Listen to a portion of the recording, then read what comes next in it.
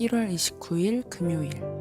오늘의 말씀은 누가복음 9장 37절로 50절입니다. 어제는 변화산상에서 예수님과 베드로 그리고 야고보, 요한이 함께 있었죠. 이제 그 다음날 산에서 예수님과 제자들이 내려왔는데 큰 무리가 이들을 맞이합니다. 그런데 그중 한 사람이 소리를 지르며 도와달라고 외칩니다. 아들이 귀신에 들렸는데 귀신이 아이의 몸을 상하게 해야 그제서야 비로소 그 아이의 몸에서 나가는 그런 상황 속에서 계속 자녀가 괴롭힘을 당하고 있기 때문에 귀신을 좀 내쫓아달라고 이야기하죠. 그리고 예수님의 제자들에게 내쫓아달라고 부탁을 했는데도 하지 못했다라고 이야기합니다. 예수님은 제자들과 그곳에 모인 모두를 꾸짖습니다. 믿음이 없고 패역한 세대여. 예수님을 믿지 못하고 그의 말씀에 순종하지 않는 사람들은 누구든지 다 이 세대에 포함되어 있는 것이죠. 특히 하나님의 백성이라고 자부했던 광야의 이스라엘 백성처럼 예수님의 제자들은 특권 의식을 가지고 있었지만 그들에게 주어진 능력을 불신 때문에 사용하지 못하고 마음이 예수님의 가르침에서 벗어나 욕망에 사로잡혔던 것으로 우리는 추측할 수가 있습니다. 얼마나 내가 너희와 함께 있어야 하고 너희를 참아야 하느냐. 이 말씀은 예수님께서 하신 말씀이기도 하지만 민수기 11장 12절에 나오는 이스라엘의 상태에 대한 모세의 탄식을 떠올리게 합니다. 그리고 저도 개인적으로는 종종 이 말씀이 저에게 다가올 때 소연아, 내가 언제까지 너를 참아줘야 되겠니? 이런 말씀으로 들릴 때 참 찔려요. 예, 아마 주님께서는 끝까지 참아주시겠지만 늘 회개함으로 또 주님을 기쁘시게 하는 자리로 늘 나아가야 될 줄 믿습니다. 예, 우리 함께 오뚜기처럼 일어납시다. 자, 이제 예수님은 아들을 데리고 오라고 하시는데 아들은 귀신에 의해서 거꾸러지고 경련도 일어나요. 여기서 거꾸러뜨리다 이 단어는 헬라어로 레그니미라고 이야기하는데 레그니미, 레슬링 경기에서 바닥에 집어던지는 동작을 말합니다. 귀신 들렸다는 것은 굉장히 고통스럽지만 이 귀신은 폭력성을 가지고 있어요.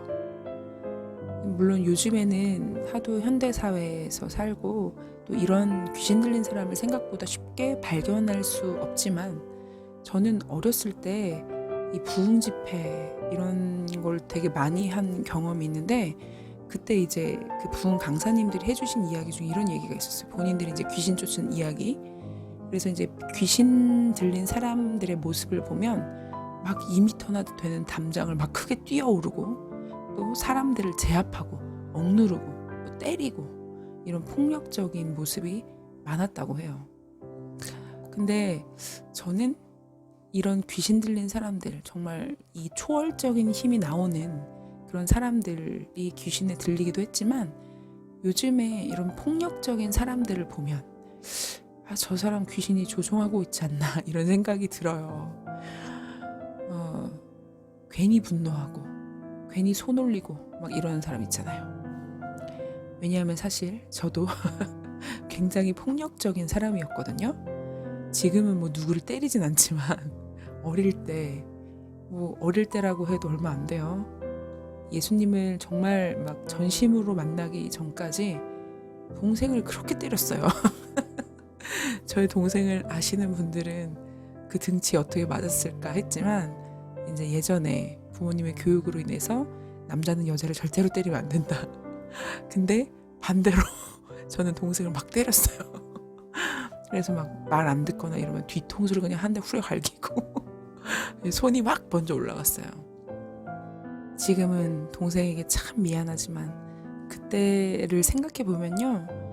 지금에서 와서 생각해 보면 야, 나 정말 귀신 쓰임 사람 같았다. 정말 사탄의 앞잡이 노릇을 했구나. 이런 생각이 들어요. 그래서 주위에 폭력 쓰는 사람이 혹시 여러분 있으면 그가 정말 주님을 만나서 삶이 변화되게 해달라고 여러분 기도해야 될 줄로 믿습니다. 왜냐하면 예수님께서는 귀신을 쫓는 능력이 있으세요. 예수님을 만나면 존재의 변화가 일어납니다. 그래서 오늘 본문에도 예수님은 더러운 귀신을 꾸짖으시죠. 그리고 귀신이 떠나가게 되고 그 아들을 아버지에게 도로 줍니다. 예수님이 자녀들의 병을 고치시거나 죽은 자녀들을 살리실 때 나오는 표현이 있어요. 돌려주다 라는 표현입니다.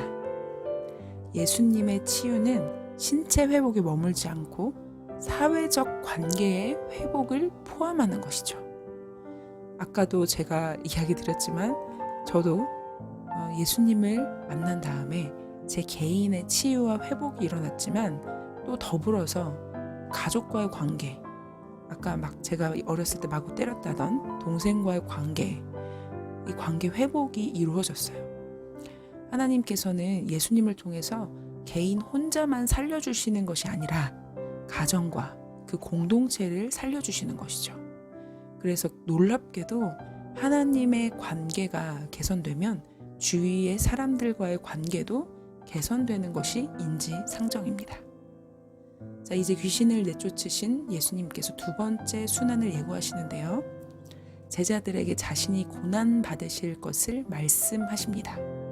그러나 제자들은 이 말씀을 알지 못하는데 그 이유를 성경은 그들로 깨닫지 못하게 숨긴 바 되었고 그들이 이 말씀을 묻기도 두려워했다라고 이야기합니다. 이 이야기를 꺼내지도 못한 이유가 사실은 바로 뒤에 등장해요. 어떤 장면이냐면 제자들이 누가 큰지 변론을 합니다. 예수님께서 이제 이스라엘의 왕이 되실 텐데 그때 그 옆에 앉을 사람이 누구냐 하면서 다투는 것이죠. 고대 이 팔레스타인 땅, 예수님이 계시던 이 땅은 명예 그리고 수치의 사회예요. 무슨 얘기냐면 사람의 명예와 지위는 그 사람이 함께 만나고 식사하는 타인의 지위에 의해 결정됐습니다. 예를 들어서 사회적 약자를 영접하고 그들과 만약에 친하게 지낸다. 그러면 그 사람의 명예는 낮은 등급으로 내려갑니다. 그러니 예수님께서 창기와 세리와 함께 식사하시는 것, 이것을 가지고 바리새인들과 제사장들, 서기관들이 딴지를 걸 수 있었던 거예요. 아니 너희 예수님 선지자급으로 불리는데 아니 어떻게 저런 낮은 사람들과 함께 식사할 수 있냐 라고 이야기를 한 것이죠.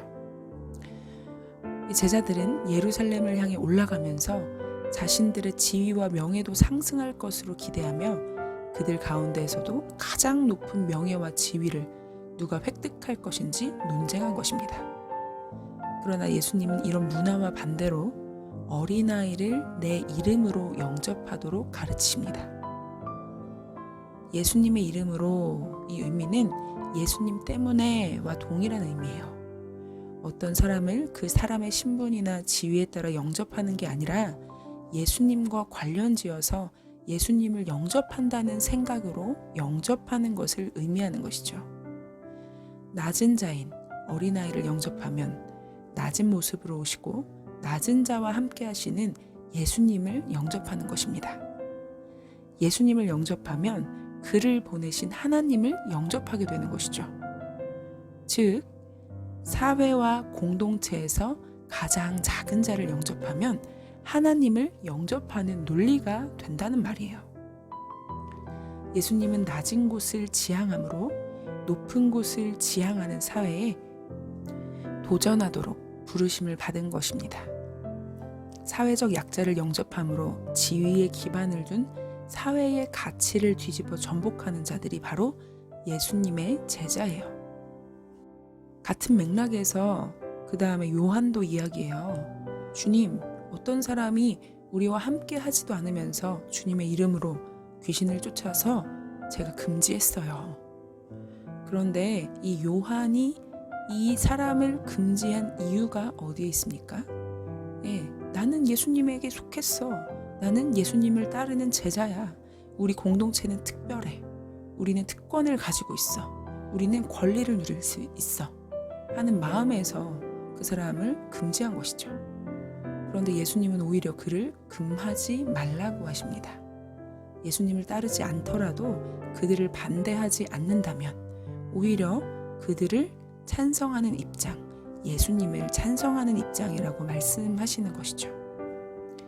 예수님의 이름을 신뢰하는 자는 누구든지 하나님께서 그 기도를 들어주시고 하나님의 뜻 가운데 드리는 기도는 반드시 응답되게 하십니다. 제가 아까 말씀드렸잖아요. 왜 제자들이 예수님의 순한 예고에 그 말씀이 무슨 말씀인지도 묻기도 두려워했을까? 이 바로 뒤에 이어지는 이 제자들의 태도, 그리고 그들의 중심, 마음, 이것으로 인해서 그들은 예수님께 질문을 할 수 없었던 것이죠. 그들의 마음, 태도, 그 중심에는 어떤 기대가 있었습니까? 바로 큰 자가 되는 기대였어요. 특권과 다른 이들을 배제할 수 있는 권리. 그런데 이런 자신들의 기대와는 예수님의 행보가 다를 수도 있다는 불안감이 현실이 될까 두려워 예수님께 질문하지도 못했던 것이죠. 여러분, 이런 제자들의 모습을 보면요, 같이 있어도, 예수님과 함께 있어도 예수님을 따르는 것이 아니었다는 것을 알 수 있습니다.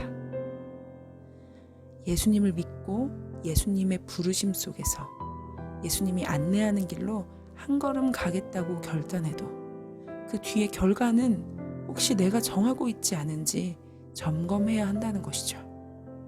질문해야 합니다. 확인해야 돼요. 이 질문은 주님께 묻는 질문이 아니라 나의 욕망을 향한 질문입니다. 내가 정말 주님의 대답을 기대하고 있는가? 아니면 내 대답이 더 중요할까?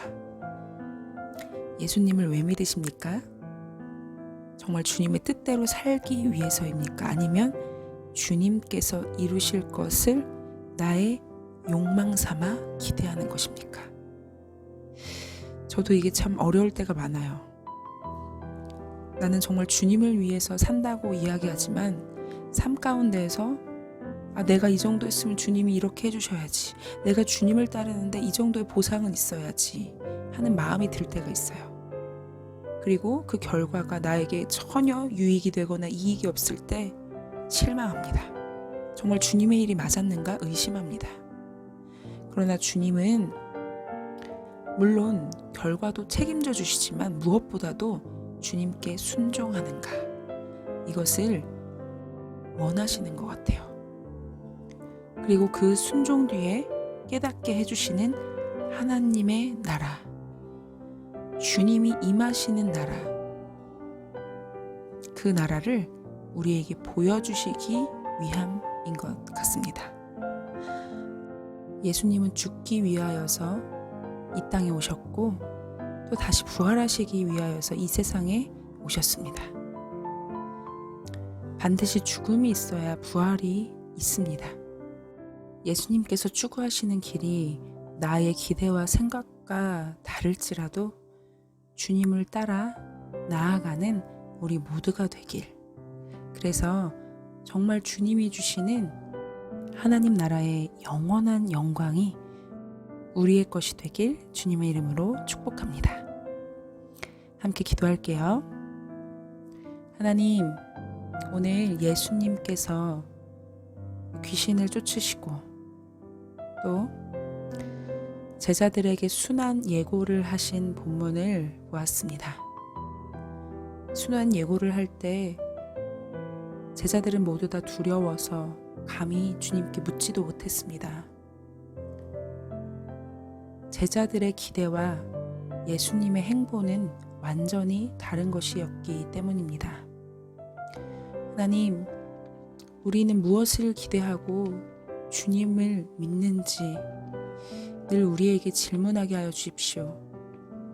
정말 내가 예수님에 따르고자 하는지, 하나님의 나라를 추구하고 있는지 늘 점검하게 하여 주십시오.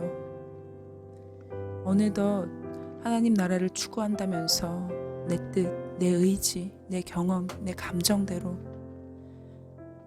그렇게 죄 가운데로 가는 것은 아닌지 하나님 늘 살펴보게 하여 주시고 우리의 방향성이 십자가의 좁은 길, 주님 가신 그 길이 될 수 있도록 인도하여 주시옵소서. 오늘 하루도 주님께 의지합니다. 주님, 갈 길을 밝히 보여주시고 주 가운데 하나님 나라를 이루며 살아갈 수 있도록 인도하여 주시옵소서. 오늘도 함께 하실 주님을 기대하며 예수님의 이름으로 기도드립니다. 아멘. 여러분, 벌써 금요일입니다. 아유, 왜 이렇게 시간이 빨라요? 제가 날짜를 보는데 벌써 2주 뒤면 설날이더라고요. 시간이 진짜 빠른 것 같아요. 예, 아무튼 여러분, 금요일 오늘도 주님 안에서 행복하시고 거룩하시고 또 평안하시길 기도하겠습니다. 예, 오늘도 승리하세요. 평안하세요. 샬롬.